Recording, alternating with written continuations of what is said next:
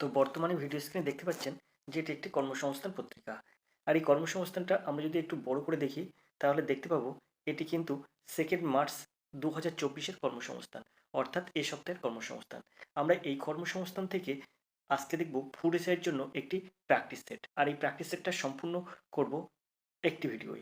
তো আপনারা দেখতে থাকুন।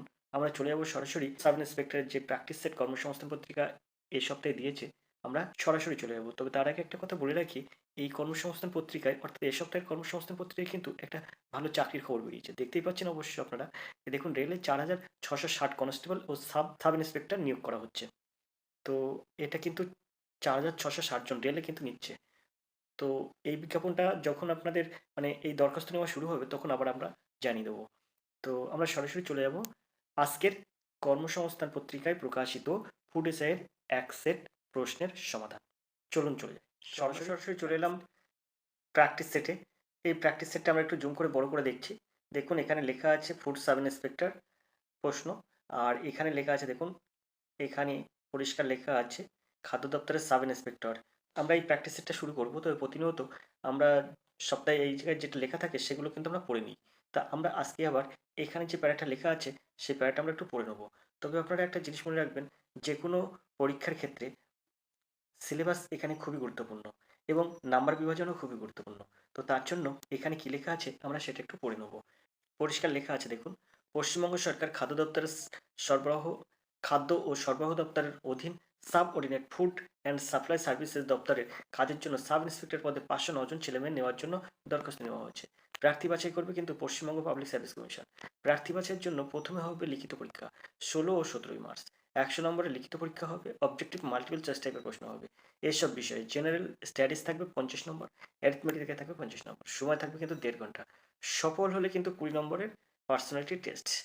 জেনারেল স্টাডিজ বিষয়ে থাকবে দৈনন্দিন বিজ্ঞান, সম্প্রতি ঘটনা, ভারতীয় ইতিহাস, ভারতীয় ভূগোল ইত্যাদি। আর অঙ্কে থাকবে কিন্তু মাধ্যমিক সিলেবাস অনুযায়ী আর মেন্টাল এবিলিটি। এই পদে লিখিত পরীক্ষায় যে ধরনের প্রশ্ন আসার সম্ভাবনা তেমনই 50টি প্রশ্ন উত্তর নিয়ে আলোচনা করছেন সরকার মূল্যায়ন পর্ষদ কর্মরত নুরুল ইসলাম। তো এই নুরুল ইসলাম স্যারের প্রশ্ন কিন্তু আগেও আমরা কিছু প্র্যাকটিস সেট করেছি। আজকে প্র্যাকটিস সেটটাও আমরা আজকে নুরুল ইসলাম স্যারের প্র্যাকটিস সেট এটা আমরা আজকে করব। তো চলুন দেখে নিই প্রশ্ন কী আছে। তার জন্য আমরা প্রশ্নটাকে একটু জুম করে নিচ্ছি। তো আমরা প্রশ্ন শুরু করব একের দাগের প্রশ্ন দিয়ে। তো একের দাগের প্রশ্ন আছে দেখুন, লাইফ জ্যাকেটের মূল কার্যনীতি কী? এটি ডুবন্ত ব্যক্তিকে অক্সিজেন সরবরাহ করে। এটি কোনো ব্যক্তির আয়তন বাড়িয়ে দেয় জলে ভাসার জন্য।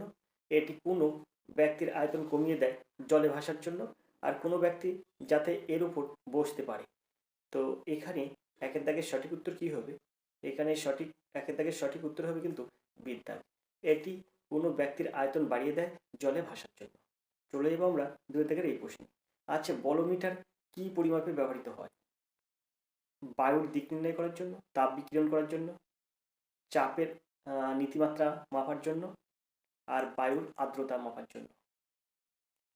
তো এখানে কিন্তু বলোমিটার পরিমাপ করতে ব্যবহার করা হয়, কিন্তু তাপ বিকিরণ পরিমাপ করতে ব্যবহার করা হয়। বিদ্যাগ হবে সঠিক উত্তর, বলোমিটার। এই পাশে আপনাদের দেখিয়ে দিলাম যে বলোমিটারের ছবি এটা। তো আপনারা ছবিটা দেখুন, এখানে বলোমিটারের ছবি দেওয়া আছে। তো এবার আমরা চলে যাবো তিনের দাগের প্রশ্নে। তিনের দাগের প্রশ্ন আছে কি দেখবো। তিনের দাগের প্রশ্ন আছে দেখুন, সৌরশক্তি বৈদ্যুতিক শক্তিতে রূপান্তরিত করার জন্য নিচের কোন পদার্থের প্রয়োজন? বেরিলিয়াম, সিলিকন, ট্যান্টালাম আর বিশুদ্ধ কার্বন। এর সঠিক উত্তর হবে কিন্তু বিদ্যাগ, সিলিকন। সৌরশক্তি বৈদ্যুতিক শক্তিতে রূপান্তরিত করার জন্য নিচের কোনটি প্রয়োজন? সিলিকন। বিদ্যাগ হবে সঠিক উত্তর। দেখবো আমরা চারি দাগের এই প্রশ্নটি। সম্প্রতি সুপ্রিম কোর্ট বচপন বাঁচাও আন্দোলন বনাম ভারত সরকার মামলায় একটি রায় প্রদান করেন। সেটি কি সম্পর্কিত? অবিবাহিত নারীদের গর্ভপাত সম্পর্কিত, বিদ্বেষমূলক বক্তব্য, বাল্যবিবাহ সম্পর্কিত, আর সমলিঙ্গ ব্যবহার সম্পর্কিত। সমলিঙ্গ সমলিঙ্গ বিবাহ সম্পর্কিত। তো এখানে চারি দাগের সঠিক উত্তর কিন্তু ডি দাগ, সমলিঙ্গ বিবাহ সম্পর্কিত। আমরা চলে যাবো পাঁচের দাগের এই প্রশ্নে। রাজভাত খাওয়া দর্শনীয় স্থানটি পশ্চিমবঙ্গের কোন জেলায় অবস্থিত? পুরুলিয়া, মুর্শিদাবাদ, জলপাইগুড়ি আর আলিপুরদুয়ার। তো এখানে এই যে রাজভাত খাওয়া দর্শনীয় স্থানটি কিন্তু পশ্চিমবঙ্গের আলিপুরদুয়ার জেলায় অবস্থিত। বিদ্যাগ হবে এর সঠিক উত্তর। আমরা চলে যাবো ছয়ের দাগের প্রশ্নে। ছয়ের দাগের প্রশ্ন আছে দেখুন, কোন মাইক্রোওয়েভ টিউব মাইক্রোওয়েভ ওভেনে ব্যবহার করা হয়? ক্লাস্টন ও magnet tube, klystron tube, magnet tube আর ট্রাভেলিং ওয়েভ টিউব। তো এখানে 6 দাগের সঠিক উত্তর কী হবে? তো ওইখানে 6 দাগের সঠিক উত্তর হবে কিন্তু ম্যাগনেট টিউব, অর্থাৎ সিদ্ধাগ হবে এর সঠিক উত্তর, ম্যাগনেট টিউব। চলে যাবো আমরা 7 দাগের প্রশ্নে, তার জন্য প্রশ্ন একটু উপরে দিকে তুলব। 7 দাগের প্রশ্ন আছে দেখুন, জলে লবণ মেশালে কি ঘটে? এইচ প্লাস আয়নের কেন্দ্রীভবন বৃদ্ধি পায়, ওএইচ প্লাস আয়নের কেন্দ্রীভবন বৃদ্ধি পায়, এইচ প্লাস ওএইচ আয়নের কেন্দ্রীভবন সমান হয়, আর পিএইচ অপরিবর্তিত থাকে। তো এর সঠিক উত্তর হবে জলে লবণ মেশালে কি ঘটে? এর সঠিক উত্তর হবে ওএইচ প্লাস আয়নের কেন্দ্রীভবন বৃদ্ধি পায়। জলে লবণ মেশালে কি ঘটে? ওএইচ প্লাস আয়নের কেন্দ্রীভবন বৃদ্ধি পায়। বিদ্যাগ হবে এর সঠিক উত্তর। আশা করি আপনারা বুঝতে পেরেছেন। চলে যাবো আমরা 8 দাগের এই প্রশ্নে। 8 দাগের প্রশ্ন আছে, কোনগুলি greenhouse gas? CO2, CH4, NO, CFC। CO2, CH4, SO2, NO, CO2, NO, H2S, CO, আর CO, NH2, H2S, N2। তো এখানে 8 দাগের সঠিক উত্তর কী হবে? কোনগুলি গ্রিনহাউস গ্যাস? এখানে আমরা গ্রিনহাউস গ্যাস যেটা পাচ্ছি, গ্রিনহাউস গ্যাস মূলত মিথেন আছে, আপনার ক্লোরোফ্লোরোকার্বন আছে, CO2 আছে, এগুলো কিন্তু গ্রিনহাউস গ্যাস। তো এখানে আমরা দেখুন সিএফসি কিন্তু এই তিনটিতে একটাও নেই, সিএফসি ক্লোরোফ্লোরোকার্বন, অর্থাৎ সিএফসি কিন্তু আপনার একটি গ্রিনহাউস গ্যাস। তো দেখুন বির অপশানে সিএফসি নেই, সির অপশানে সিএফসি নেই, ডির অপশানেও সিএফসি নেই, কিন্তু এই অপশানটি কিন্তু সিএফসি আছে। তাহলে ক্লোরোফ্লোরোকার্বন কিন্তু একটা গ্রিনহাউস গ্যাস। তো এখানে দেখুন সিএফসি আছে, আবার এই যে নাইট্রিক অক্সাইড আছে NO, আর তারপরে কার্বন ডাইঅক্সাইড আছে CO2, আর এই দেখুন মিথেন আছে CH4। তো carbon dioxide, methane, nitric oxide এবং ক্লোরোফ্লোরোকার্বন, এই চারটিই কিন্তু গ্রিনহাউস গ্যাস। এর মধ্যে এই চারটি কিন্তু গ্রিনহাউস গ্যাস, অর্থাৎ এর দেখা হবে সঠিক উত্তর। কিন্তু দেখুন সিএফসি আর কোনোটাই নেই, তাহলে আপনার সিএফসি তো আপনারা অবশ্যই জানেন যে একটি গ্রিনহাউস গ্যাস। চারটি এখানে এই যে চারটি কিন্তু গ্রিনহাউস গ্যাস। তো আশা করি প্রশ্নটা আপনারা বুঝতে পেরেছেন। চলে যাবো আমরা 9 দাগের এই প্রশ্নে। মানুষের রক্তরসে কত শতাংশ জল থাকে? 60 থেকে 64, 70 থেকে 75, 80 থেকে 82, 91 থেকে 92। তো এখানে 9 দাগের সঠিক উত্তর কি হবে?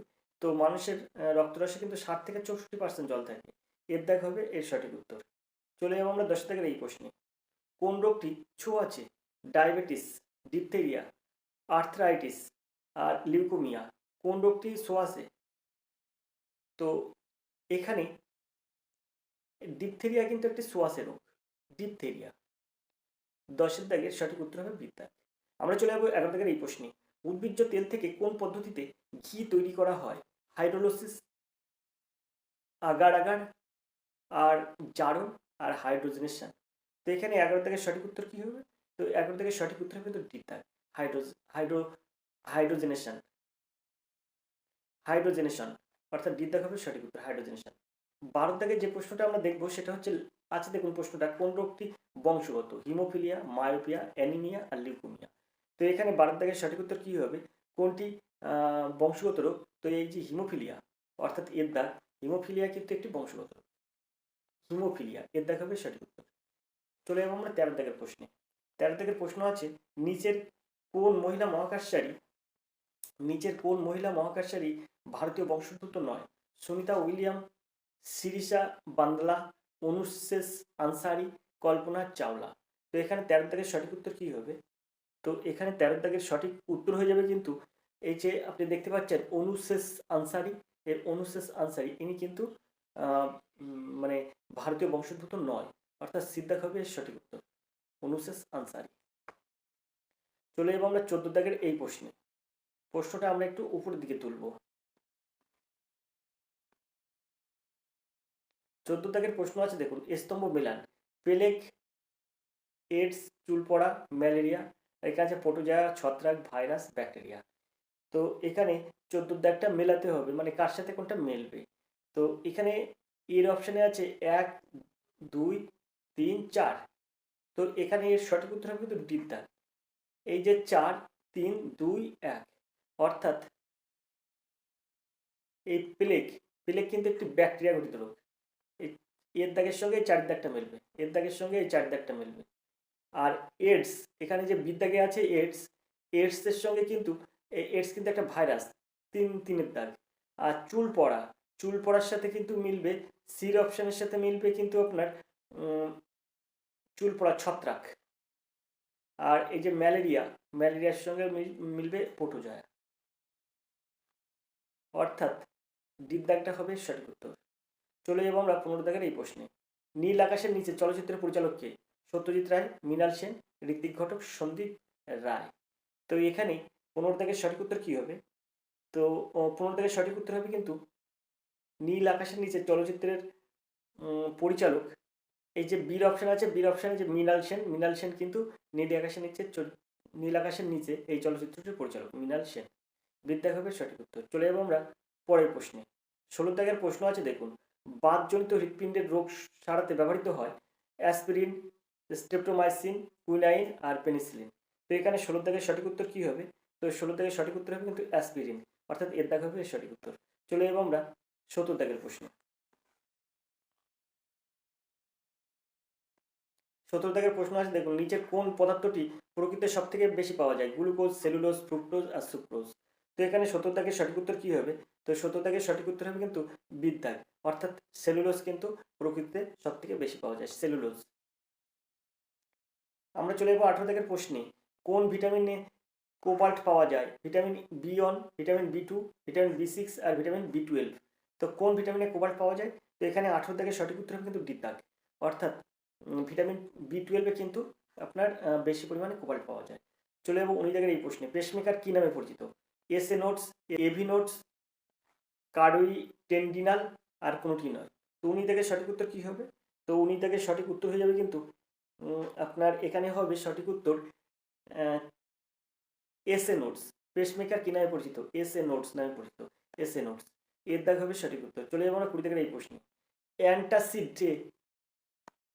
অ্যান্টাসিডে কোন ক্ষার ব্যবহার করা হয়? Calcium hydroxide, barium hydroxide, magnesium hydroxide আর সিলভার হাইড্রক্সাইড। তো 20 দাগের সঠিক উত্তর কি হবে? অ্যান্টাসিডে কোন ক্ষার ব্যবহার করা হয়? তো এর সঠিক উত্তর হবে কিন্তু ক্যালসিয়াম হাইড্রক্সাইড, অর্থাৎ এর দাগ হবে সঠিক উত্তর। ক্যালসিয়াম হাইড্রক্সাইড ব্যবহার করা হয় অ্যান্টাসিডে। চলে যাবো আমরা পরের প্রশ্নে।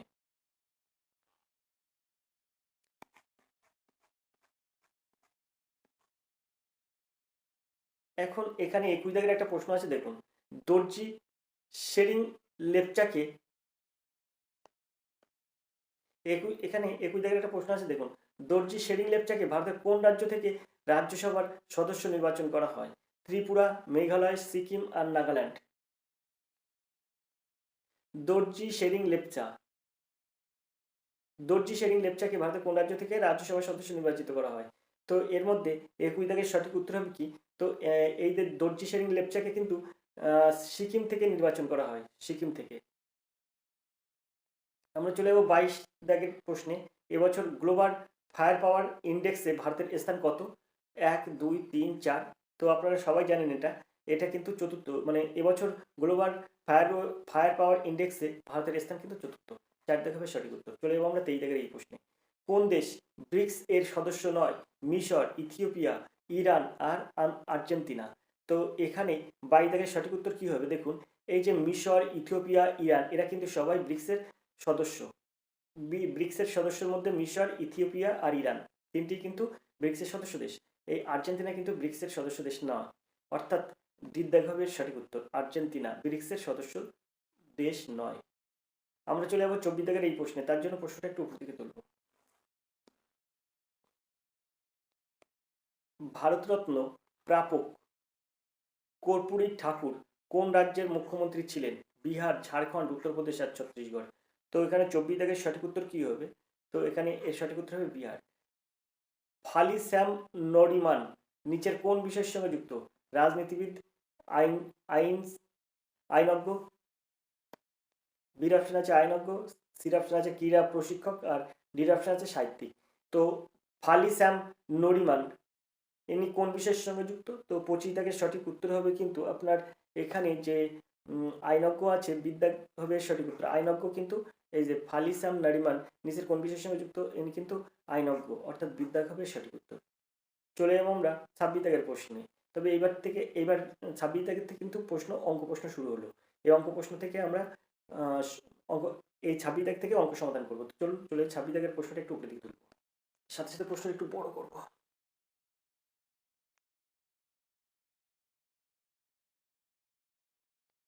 তো আমরা এই 26 দাগের থেকে অঙ্ক শুরু করব। 26 দাগের অঙ্ক আছে a সমান সমান 2 প্লাস রুট 3 হয়, তবে দেখাও যে এইটার মান কত। তো এখানে a সমান সমান 2 প্লাস রুট 3, a সমান সমান 2 প্লাস রুট 3 দেওয়া আছে, 1 বাই এর মানটা আমরা বার করে নেবো। 1 বাই a সমান সমান কী হবে? 1 বাই a সমান সমান হয়ে যাবে কিন্তু 1 বাই 2 প্লাস রুট 3। এখন এটাকে যদি আমরা করোনিরেশন করি তাহলে এখানে হয়ে যাবে 1 বাই 2 প্লাস রুট 3, আর এখানে 2 মাইনাস রুট 3 দিয়ে ওপর নিচে গুণ হয়ে যাবে, 2 মাইনাস রুট 3 দিয়ে ওপর নিচে গুণ হয়ে যাবে, 2 মাইনাস রুট 3।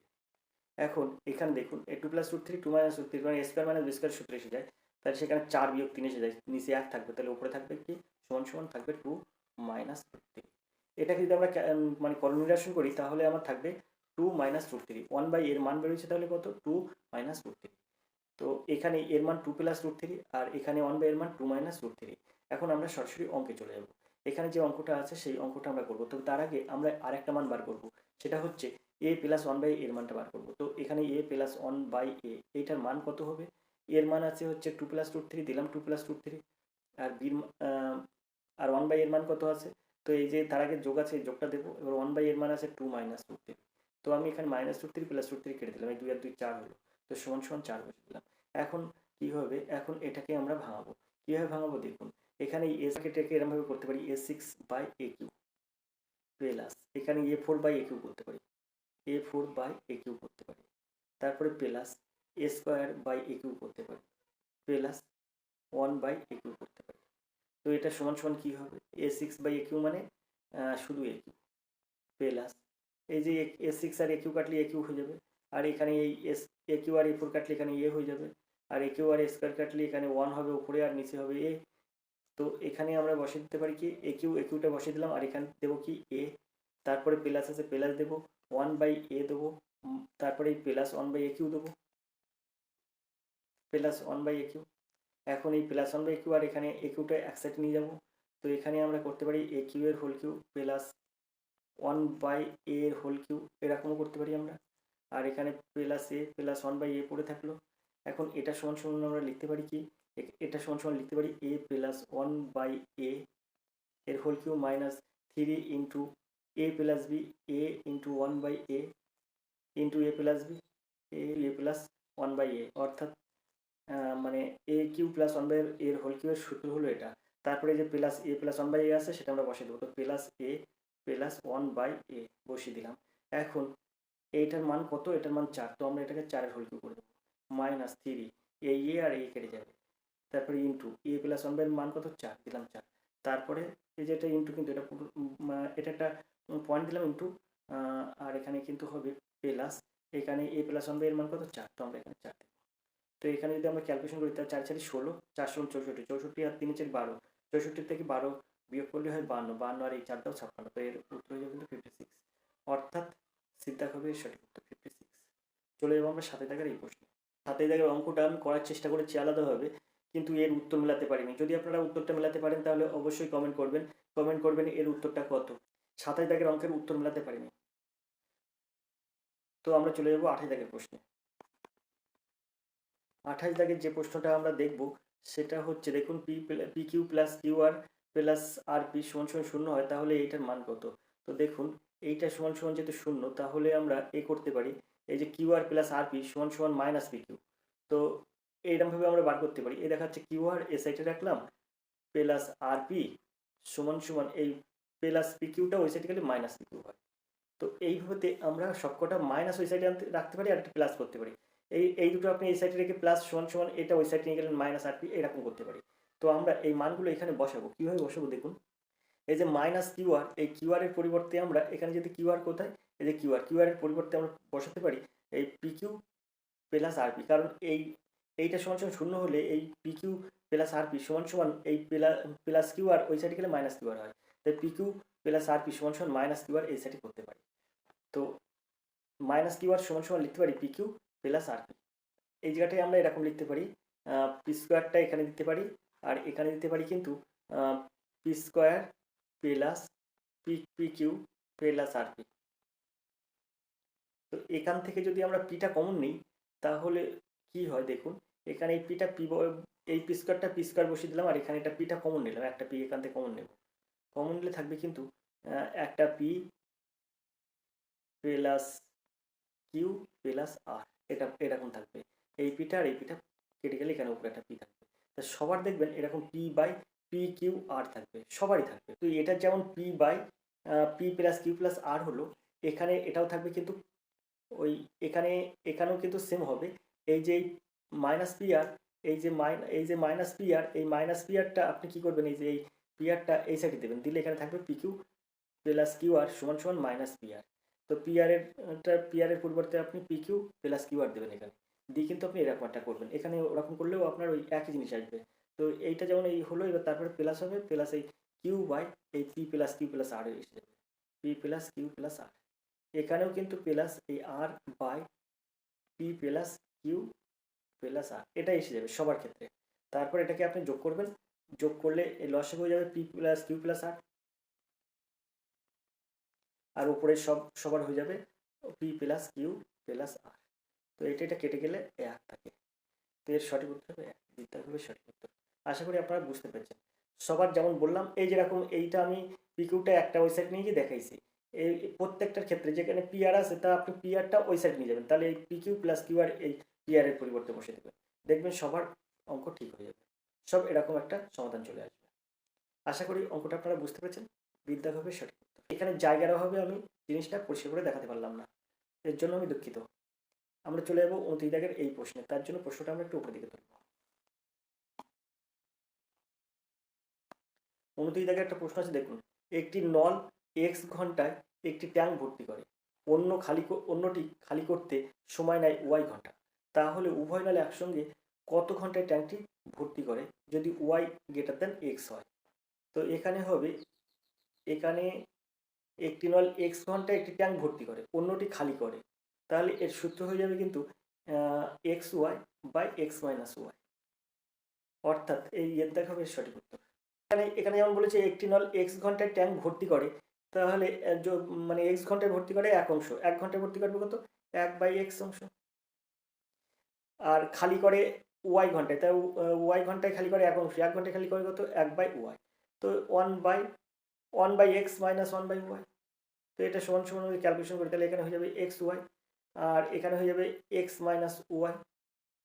এটা যদি হয় তাহলে এত মিনিটে খালি হয় এক অংশ, এক মিনিটে খালি হয় কত অংশ, তাহলে সেই ক্ষেত্রে উল্টে যাবে, উল্টে গিয়ে x Y by x minus y হয়ে যাবে। অর্থাৎ এখানে এই যে x Y by x minus y যে সূত্র বললাম সেই সূত্রটা এসে যাবে। তো এর দেখা হবে সঠিক উত্তর X Y by x minus Y. আশা করি অঙ্কটা আপনারা বুঝতে পেরেছেন। চলে যাবো আমরা 30 দাগের অঙ্ক। 30 দাগের একটা অঙ্ক আছে, দেখুন। ঘন্টায় 48 কিলোমিটার গতিবেগে চলমান একটি ট্রেন বিপরীত দিক থেকে আসা ঘন্টায় 42 কিলোমিটার গতিবেগে তার গতিবেগের ও তার অর্ধেক দূরত্বের অপর একটি ট্রেনকে 12 সেকেন্ডে অতিক্রম করে। যদি ট্রেনটি একটি প্ল্যাটফর্ম অতি করতে 45 সেকেন্ড সময় নেয়, তবে তাহলে ট্রেনটির দৈর্ঘ্য কত হবে? তো অঙ্কটা কীভাবে সহজে সমাধান করবেন দেখুন। তো আমরা কি করব, এখানে দুটি ট্রেনের আপেক্ষিক গতিবেগ বার করব, অর্থাৎ এস এর মান বার করব। এস সমান সমান ডি বাই টি এই সূত্রে করব, এস সমান সমান ডি বাই টি এই সূত্রে কিন্তু অঙ্কটা সমাধান করব। তো দুটো ট্রেন যেহেতু বিপরীত দিক থেকে আসছে, তাহলে তাদের আপেক্ষিক গতিবেগ হবে 48 প্লাস 12, 48 প্লাস 42, তাহলে হয়ে যাবে 90 কিমি। তো 90 কিমি পার ঘন্টাটাকে আমরা মিটার পার সেকেন্ডে প্রকাশ করব। মিটার পার সেকেন্ডে প্রকাশ করতে গেলে 5/18 দিয়ে গুণ করতে হবে। তো 5/18 দিয়ে গুণ করলে 5×18 90 হয়ে যাবে। তো 5×5 = 25 কি হলো, মিটার পার সেকেন্ড হলো এর আপেক্ষিক গতিবেগ। এখন এখন এস সমান সমান ডি বাই টি এই সূত্রে ফেলাবো। তো এস এর মান পাবো কত, 25। তো আমরা এখানে এস এর মান 25 দিলাম। ডির মান কত, ডির মান আমরা বার করবো। ডির মান কত, ডির মান এখানে আছে 12 সেকেন্ড অতিক্রম করে, 12 দিলাম। তো ডির মান আমরা পেয়ে যাচ্ছি 5×12 = 0, হাতে 4, 12×2 = 24, আর 6 = 30, 300 মিটার। দুটি ট্রেনের দৈর্ঘ্য যদি 300 মিটার হয়, এখানে বলেছে দেখুন, যদি ট্রেনটি একটি প্ল্যাটফর্ম অতিক্রম করতে 45 সেকেন্ড সময় নেয়, একটি ট্রেন মানে প্ল্যাটফর্ম অতিক্রম করতে 45 সেকেন্ড সময় নেয়। তো আমরা কি জানি, আমরা জানি কিন্তু মানে কোনো প্ল্যাটফর্মকে অতিক্রম করার অর্থ হচ্ছে ট্রেনটি নিজের দৈর্ঘ্যকে অতিক্রম করা। তো এখানে 45 সেকেন্ডে কতটা যাবে, 48 কিলোমিটার গতিবেগে সম্পন্ন যে ট্রেনটি, সেটির গতিবেগ যদি 48 কিলোমিটার পার ঘন্টা হয়, তাহলে সে 45 সেকেন্ডে কতটা যাবে সেটা আমরা বার করবো। তাই আমরা কি করব, এই 48টাকে 48 গুণ 5/18 দিয়ে গুণ করতে হবে, দিলে মিটার পার সেকেন্ড হয়ে যাবে। তাকে আমরা গুণ করব কত, এই যে এখানে বার করলাম কত, এই এখানে এই যে 45 সেকেন্ড আছে, 45 সেকেন্ড কত সময় যায়, কত দূর যায়, যেহেতু প্ল্যাটফর্ম অতিক্রম করতে ট্রেনটি 45 সেকেন্ড সময় লাগে, 45 সেকেন্ডে সে কতটা যাচ্ছে, তো এখানে 45 গুণ করে দেবো। তো এখানে 18 আর এই 48 কাটবো, তো কাটলে 3 6 18 হয়, আর এখানে 6 8 48 হয়, অর্থাৎ 8 হয়। আর এখানে 3 আর এই 45 কাটলে হয়ে যাবে 15। তা 5 5টা 40, 40 আর 15 যদি আমরা গুণ করি তাহলে হয়ে যাবে 60, 600। এখন যেহেতু প্ল্যাটফর্মের দৈর্ঘ্য 600 মিটার, 45 সেকেন্ডে 600 মিটার ট্রেনটি যাচ্ছে, তাহলে ট্রেনের দৈর্ঘ্য ছিল কিন্তু 600, কারণ একটা প্ল্যাটফর্মকে অতিক্রম করার অর্থ হচ্ছে ট্রেনের নিজের দৈর্ঘ্যকে অতিক্রম করা। তাহলে 600 মিটার ওই 48 কিলোমিটার বেগে গতিবেগ সম্পন্ন ওই মানে ট্রেনটির দৈর্ঘ্য ছিল কিন্তু 600 মিটার। তো এবারে এখানে দেখুন বলেছে যে এখানে দেখুন বলেছে গতিবেগ, এখানে 48 কিলোমিটার গতিবেগ চলমান একটি ট্রেন বিপরীত দিক থেকে আসে, ঘন্টায় 42 কিলোমিটার গতিবেগ ও তার অর্ধেক দূরত্বের অপর একটি ট্রেন। এখানে বলেছে তার অর্ধেক দূরত্বের অপর একটি ট্রেন, তার মানে 2:1 অনুপাতে যাবে। তো আমরা এই যে মোট মানে এর গতি দৈর্ঘ্য বার করলাম 600, এখানে বার করলাম 600, মোট দৈর্ঘ্য বার করলাম কিন্তু 600। তো 600 থেকে ট্রেনের দৈর্ঘ্য তাহলে কীভাবে বার করবো? 2:1 অনুপাতে হবে। বলেছে যে তার অর্ধেক দূরত্বের অপর একটি ট্রেন, তো 2:1, একটার যদি 2 মিটার হয় আর একটার 1 মিটার হবে, তো 600 মিটারের থেকে 600 মিটার যদি দৈর্ঘ্য হয় তাহলে 600 থেকে ট্রেনের দৈর্ঘ্য হয়ে যাবে, তাহলে এখানে বলছে ট্রেনের দৈর্ঘ্য তো 600 থেকে 200 বাদ দিতে হবে, তার মানে একটা হবে 400 মিটার, তার ট্রেনটির দৈর্ঘ্য হবে কিন্তু 400 মিটার। 600 মিটার থেকে 400 মিটার কিন্তু একটা ট্রেনের দৈর্ঘ্য হবে, আর একটা ট্রেনের দৈর্ঘ্য হবে 200 মিটার। তাহলে এখানে বলছে না, তাহলে ট্রেনের দৈর্ঘ্য কত? এখানে বলছে কি 45 সেকেন্ড, এই ট্রেনটি একটি প্ল্যাটফর্মকে অতিক্রম করতে নেয় 45 সেকেন্ড সময় নেয়, তাহলে ট্রেনের দৈর্ঘ্য কত? তার ট্রেনের দৈর্ঘ্য কিন্তু 400 মিটার, অর্থাৎ তো এখানে ট্রেনের দৈর্ঘ্য যাবে কিন্তু 400 মিটার। এখানে দ্বিতীয় হবে সঠিক উত্তর। এর পরের অঙ্কগুলো কিন্তু পরবর্তী ভিডিও